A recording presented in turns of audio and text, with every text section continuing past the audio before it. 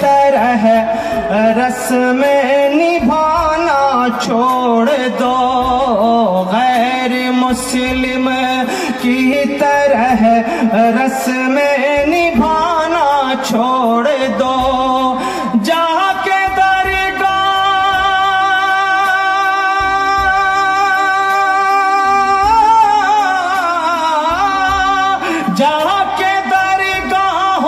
پہ یوں میلہ لگانا چھوڑ دو، غیر مسلم کی طرح رسم نبھانا چھوڑ دو۔ حضرات، یہ پہلا شعر کتنے لوگوں کو اچھا لگا ہے؟ ہاتھ اٹھا کر کے مجھے بتائیے۔ یہاں پر بہت شریف لوگ ہیں، کوئی کسی کی جیب میں ہاتھ نہیں ڈالنے جا رہا ہے، آپ بنداس ہاتھ اٹھا سکتے ہیں۔ ماشاءاللہ، اللہ تبارک و تعالیٰ آپ کے ہاتھوں کو سلامت رکھے۔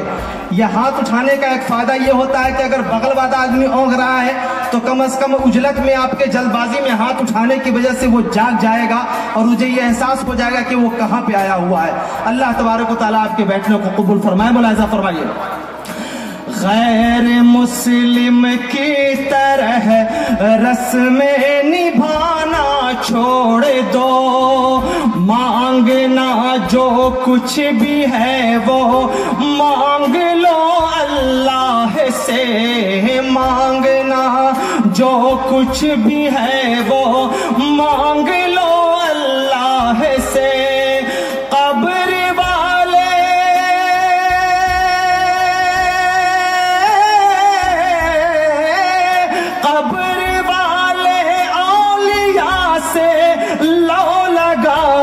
چھوڑ دو، غیر مسلم کی طرح رسم نبھانا چھوڑ دو، ایک ہی اللہ سب کا رازق و مالک بھی ہے، ایک ہی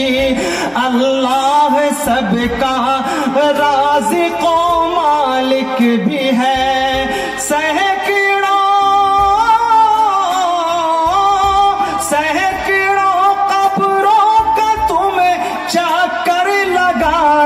چھوڑ دو، غیر مسلم کی طرح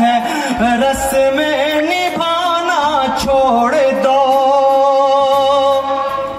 اور حضرات، اہل حدیثوں کا جو پیغام ہے، ہماری جو دعوت ہے وہ یہ ہے کہ صاحب، ایک ہاتھ میں قرآن، دوسرے ہاتھ میں رسول اللہ کی احادیث۔ جب یہ نظم میری وائرل ہوئی تو بہت سارے ہمارے مہذب قسم کے، بلکہ یہ کہیے کہ غیر مہذب قسم کے شبد، ایسے ایسے الفاظ ہمارے بھائیوں نے گالیوں کی شکل میں نوازا کہ جسے اگر آپ ڈھونڈنے چل جائیں تو دنیا کی کسی ڈکشنری میں ویسے الفاظ نہیں ملیں گے۔ لیکن میں یہ سوچ کر کے خوش ہوا کہ یہ الگ الگ بات ہے۔ گالیاں دینا ابو جہل کا کام تھا اور گالیاں سن کر کے تبسم فرمانا یہ رسول اللہ کا کام تھا۔ یہ اپنا اپنا ظرف ہے کہ کوئی گالی دے کر کے خوش ہوتا ہے، اور یہ اپنا ظرف ہے کہ کوئی گالی سن کر کے دعائیں دے کر کے خوش ہوتا ہے۔ ہمیں یہ فخر حاصل ہے، ہمیں یہ انفرادیت حاصل ہے، ہمیں یہ امتیاز حاصل ہے کہ الحمدللہ جماعت اہل حدیث کا بچہ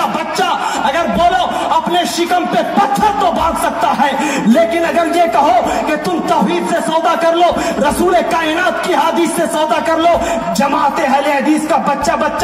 سر کٹا دے گا، لیکن غیر اللہ کے سامنے سجدہ کرنا گوارا نہیں کرے گا۔ یہ ہماری جماعت کا پیغام ہے۔ اس حوالے سے ایک شعر پڑھتا ہوں، ملاحظہ فرمائیے گا، غیر مسلم کی طرح رسم نبھانا چھوڑ دو، ہاتھ میں ہے داہنے قرآن اور بائیں حدیث، ہاتھ میں ہے داہنے قرآن اور بائیں حدیث، خاک ہو جاؤ کہ ہم کو آزمانا چھوڑ دو، غیر مسلم کی طرح رسم نبھانا چھوڑ، مسلم کی طرح رسم نبھانا چھوڑ دو، کیا شفیق اس دور میں حق بولنا بھی جرم ہے، کیا شفیق اس دور میں حق بولنا